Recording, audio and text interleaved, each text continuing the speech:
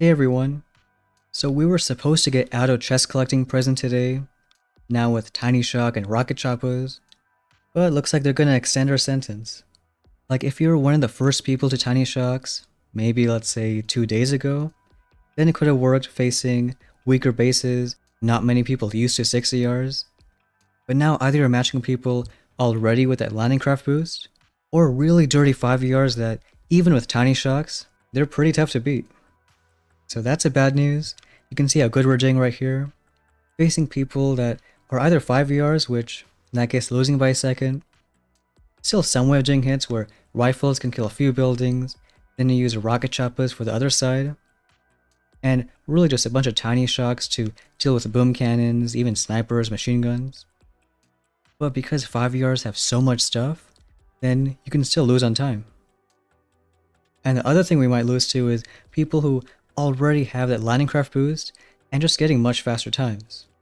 Maybe not too fast, but if they're already 60R with a bunch of stuff, then your weakling 8 rocket choppas aren't going to do too much. So it does suck that we waited 3 days for still waiting another day, but we are going to go through lasers, some tokens, and tomorrow get that landing craft boost.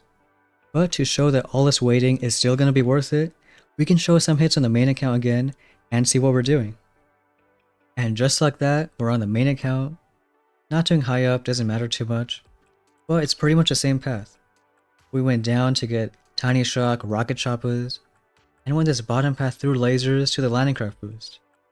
Going through lasers means you get the boost one chest sooner, and even if you go through troop damage, you won't have the tokens right away to make use of it. After the boost, we got some more tokens, got troop damage, and double shock blasters.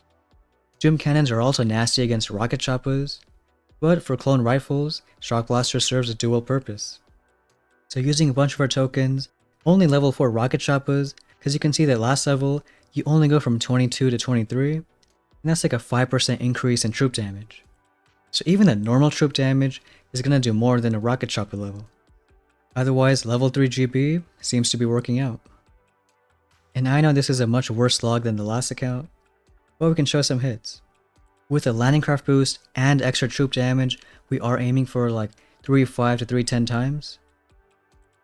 And this base is a bit different because, well, it has mortars and building damage already. But you can see 2 RCs for each boat. You can just drop from one side, do a lot more damage. And with tiny shocks, pin down cannons and boom cannons. In this case, using shield on the right to protect from the mortars. But a lot of these bases are pretty similar, where we can just drop rocket choppers from one side, and then do a bunch of clearing. It would be a bit different if he had some more machine guns clumped on the left side. He reflooded the machine guns, because 40 building damage can be pretty mean to RCs. And then at this point, it's still a bit dicey, but we have enough GBE for tiny shocks, where we can just flare the last few engines. Even good thing having the rifles on the right side can distract the other few machine guns. And for most of these bases, doing that sort of hit. Even facing a few people with double shock blasters already, it is annoying because, well, it's 2 extra tiny shocks. But in these style bases, found an even different hit. Using Kavan alone to just tank for that cannon shot. But if there's any time where you have a building, you can do a cool flare, because it shifts all the rocket choppers on the left side, and the rifles are even closer to that engine. Then using tiny shocks and boom cannons, shock blasters, you're just waiting for these 2 engines to die around the same time. And you don't even always need to shock them, because here you got some rifles going to the left, so distracting that shock blaster. And again, a bit dicey because there's a lot of machine guns there. And in most of these bases, it's not really the cannons, boom cannons you worry about. It's machine guns and sniper towers. Still here getting around a 310 time, of course being helped out with all that troop damage. Most of these bases were the exact same, but we did face one 5ER. This is a pretty nasty one because it has every single building, and a boom surprise hiding. But as long as you can get a good split, then shouldn't really matter.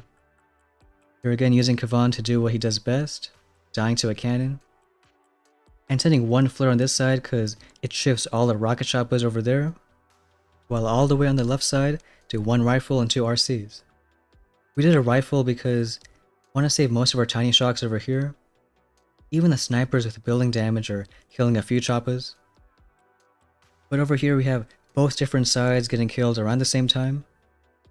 And once this bottom one goes down, you can just start flaring. With our 30% GB, we should have enough now for a few tiny shocks. And the good part is, they last a full 30 seconds. At least with normal shocks, you gotta worry about timing that get the full 10 seconds value and aiming it right. But tiny shocks is half a minute and just pinpoint one building. So with all that, still is light at the end of the tunnel.